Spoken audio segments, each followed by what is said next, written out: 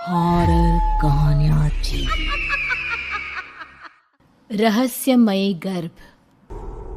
60 वर्ष की उर्मिला शहर के बाहरी हिस्से में अपने छोटे से घर में अकेली रहा करती थी।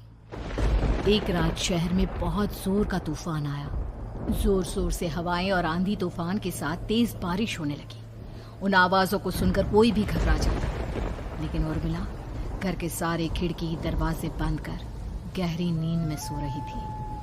रात के लगभग 12 बजे होंगे कि किसी ने उर्मिला के घर का दरवाजा खटखटाया।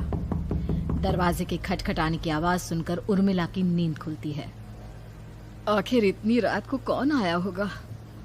उर्मिला जाकर दरवाजा खोलती है तो सामने लगभग 26 साल की बेहद सुंदर लड़की को खड़ा देख हैरान रह जाती है। कौन हो बेटा, और इतनी रात को इतने भयंकर तूफान में कहाँ भटक रही हो? चाची, आपने मुझे पहचाना नहीं? मैं आपकी दूर की रिश्तेदार शालिनी। अरे हाँ, बचपन में तुझे देखा था। इतनी जवान हो गई है, कैसे पहचान में आती। लेकिन तू यहाँ क्या कर रही है, और वो भी ऐसी अंधेरी तूफान भरी रात में? उर्मिला की बात सुनते ही शालिनी की आंखों से आंसू बहने लगे। वो फूट फूट कर रोने लगी। ये देखकर उर्मिला को कुछ समझ में नहीं आया और उसने शालिनी का हाथ पकड़कर घर के अंदर आने के लिए कहा। जैसे ही शालिनी घर के अंदर रोशनी में आई, उर्मिला की नज़र उसके पेट की तरफ गई, जिसे देखकर ये साफ पता चल रहा था कि वो प्रेग्नेंट है। अरे, तू तो पेट से है। ऐसी हालत में इतने भयंकर तूफान में आधी रात को बाहर भटक रही है। आखिर बात क्या है बेटा, मुझे सब कुछ साफ साफ बता।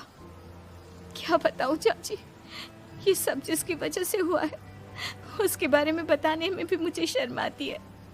मैंने घर वालों की मर्जी के खिलाफ जाकर एक लड़के से शादी कर ली थी, पर वो शादी के 1 महीने बाद ही मुझे छोड़कर चला गया। छोड़कर चला गया का क्या मतलब? क्या उसके साथ कोई हादसा हो गया? नहीं, उसे कोई दूसरी लड़की पसंद आ गई और मेरी प्रेगनेंसी की खबर सुनते ही उसने मुझे बेसहारा छोड़ दिया। उसके बाद मैं अपने घर गई, लेकिन माँ पापा ने मुझे घर में कदम तक नहीं रखने दिया। तभी मुझे आपकी याद आई। कोई बात नहीं, कोई बात नहीं। तुमने यहाँ आकर अच्छा ही किया। एक काम करो, तुम आराम करो। वैसे भी ऐसी हालत में इतना घूमना फिरना और इस तरह आधी रात को बाहर भटकना ठीक नहीं होता। प्रेग्नेंट औरत को आधी रात को घर से बाहर नहीं निकलना चाहिए। बुरी आत्माएं उस पर अपना असर दिखा सकती है। और इतना कहकर उर्मिला ने शालिनी को एक दूसरे कमरे में जाकर आराम करने के लिए कहा। लेकिन जैसे ही शालिनी अपने कमरे में जाने लगी, अचानक से उर्मिला